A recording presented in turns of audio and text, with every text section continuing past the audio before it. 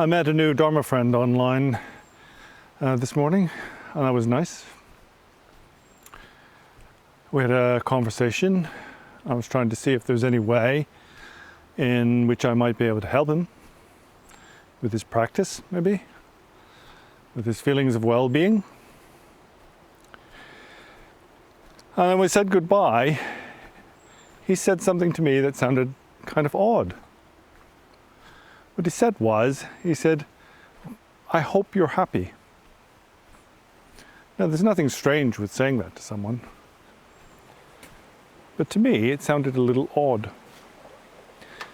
Oh look, there's a heron there. Can you see it? He must be looking for fish to eat.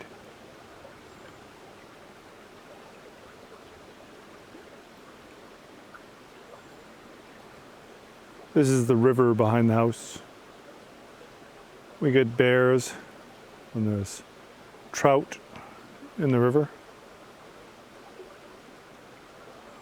They're called cutthroat trout, I think.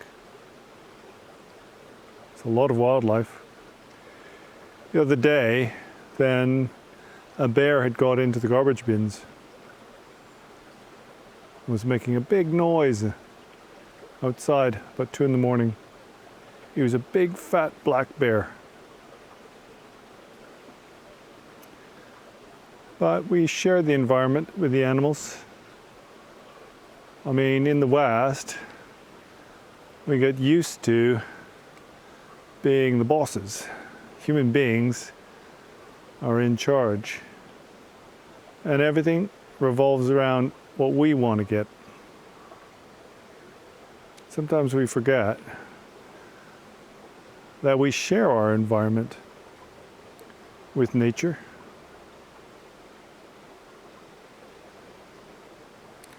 I better leave him alone. He's probably wondering what I'm up to. So, what's going on here? I mean, like I say, there's nothing wrong with saying, "I hope you're happy." But to me, it just sounded a bit strange. And I was wondering why it sounded strange to me. When I thought about it, then I can quite honestly say that I haven't considered whether or not I was happy or sad for years. Maybe as much as 20 years. I can't think of a single instance when I've considered that. And it's not because I'm some kind of highly advanced practitioner. It's not that. And also it's not because I have great compassion and love for all sentient beings and no self-concern. That's not that either. I have plenty of self-concern. It just, to me, it seems pointless. It seems kind of meaningless to consider one's own happiness and sadness. And again, like I said, it's not because I've got some amazing level of practice and I've gone beyond my negative emotions, because I haven't. I've got plenty of them.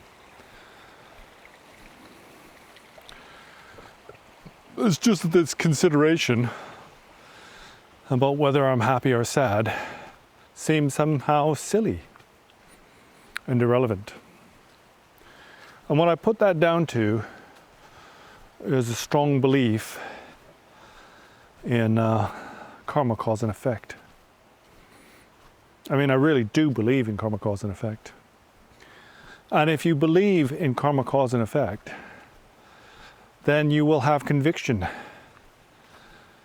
that happiness and suffering arise only out of our previous positive and negative actions, and especially our acts committed in previous lives.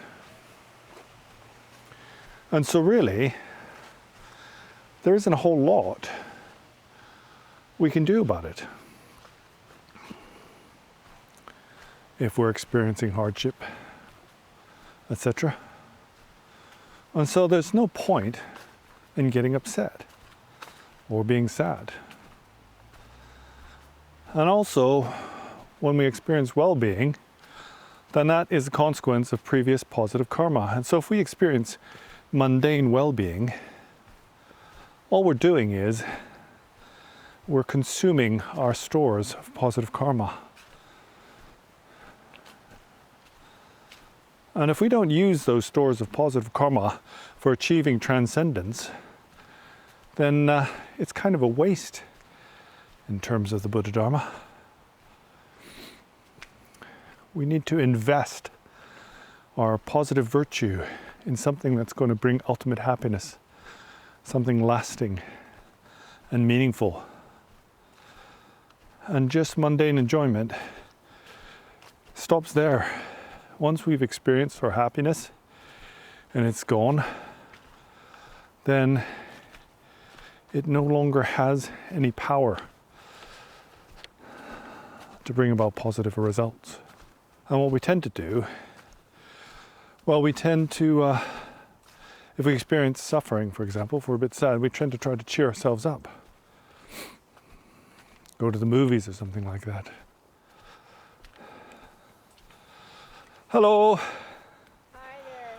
What are you up to today? Oh, digging up stuff. Animal stuff. Hello everybody, this is Sue. She's here doing great work in our little bit of river valley, or this sort of natural space we've got around the village. Yeah, Friends of Shelley Creek Park. Tell us a little bit about what you're doing here.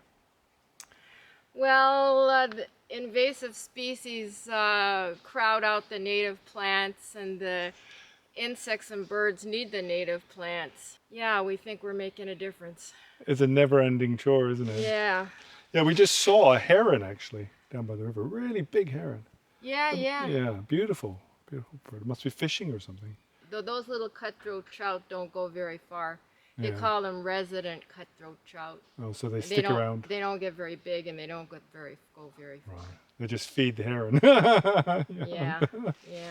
That's And the nature owls. doing its thing, right? And the owls. The owls are beautiful. They're really huge. I was amazed. Yeah. Nice to Yeah, see if you do videos, there's this fellow, a naturalist fellow, who was going to do a walkthrough and talk about different plants and that, and we had a videographer, but he said he couldn't do it, he was too busy. Yeah. Well, I'd be happy to help you. Really? Yeah, if it benefits your work here, then definitely. I'll do whatever I can. Oh, that would be great. Yeah. We should talk Is it about Robert? it. Yeah, Robert. Yeah. They know me as Chuga, but yeah, Robert. Yeah, well, I might take you up on that. Of course. I'd be very happy. Got to do what you can, right? Yeah. And I'll come out one day and help you clear the weeds. Oh, Thank you so much for everything you do, Sue. okay, we'll see ya. Bye. So that's the thing. Everywhere you go, there are people trying to do their best, right? And that's what it is. That's what this is about, karma. It's about investing in the future. And not just for oneself, but for humanity, right? For everybody. Like I said before, we're all in this together. And to try to kind of ignore the mundane and think that we can only think about spirituality is mistaken. Of course, the yogis of the past, they're able to do this. They're able to set aside all worldly concerns. And sometimes they even get accused of being selfish for going off to the mountain. But that's not a very far-reaching attitude or outlook. I mean, you look at Milarepa, you know, he just ran away into the forest. And many people criticize his activity, wondering why he didn't do more to help others. But to this day, he remains the single most influential figure in Tibetan Buddhism, especially in the West. People have great regard for Milarepa, and thousands of people over the centuries have been inspired to practice. Also, hundreds, as a direct consequence of his lineage, have achieved spiritual awakening. And a handful, ultimate liberation. So, You know, you have to get things in context. Of course, if we only believe in this life, the here and now, then none of this makes much sense. And if that is the case, if there's nothing but this mundane world and our current experiences, then yeah, you should go out and have fun. Entertain yourself. Because when you die, it's all over. There's nothing beyond that. But anyway, I don't believe in that. I believe in karma. And so, whatever it takes, that I'm trying to find ways to do positive things. You know, it's not just to accumulate positive virtue for my own benefit, but also to try to be of benefit to others, if I can, if I have that ability. And although I tend to create more work for myself, and also if I become too busy, and it's going to be very difficult to achieve anything, then I kind of feel like I have to do my best. And so it'll be on the basis of this, on my actions in the moment, at this time, in this life, as to whether or not I experience happiness or suffering. But I think there's something else to this. The reason why I never really think about whether I'm happy or I'm sad. And I'm being quite honest here, I don't. I mean, I do feel pain. I do feel this kind of pleasure. I have got negative emotions. Negative emotions are not easily undone. Even someone with recognition of the true nature still has to deal with their negative habituation.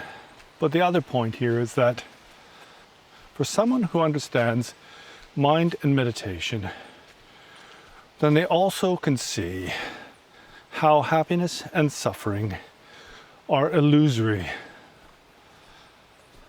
And that sounds like a very kind of high view. Well, it is a high view if you realize it.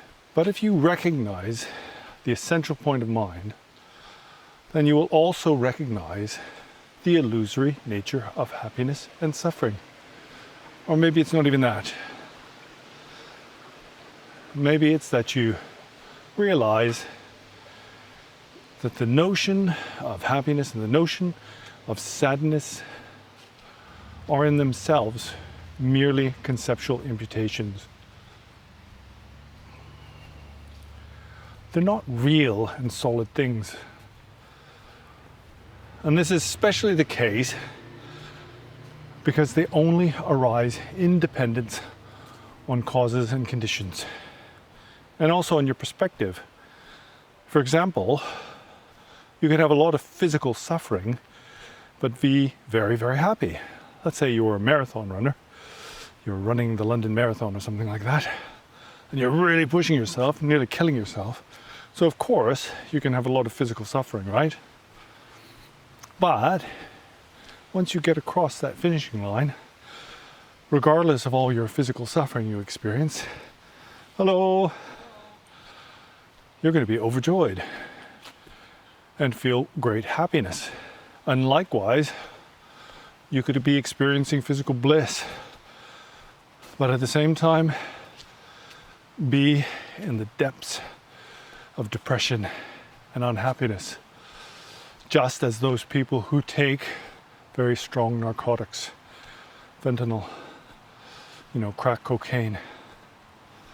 Sure, it gives your body a feeling of bliss, but it destroys your life and your sense of well-being. And so these notions of happiness and sadness, they arise in dependence upon your outlook. Like I said the other day, everything depends on view. And if you've got a correct view,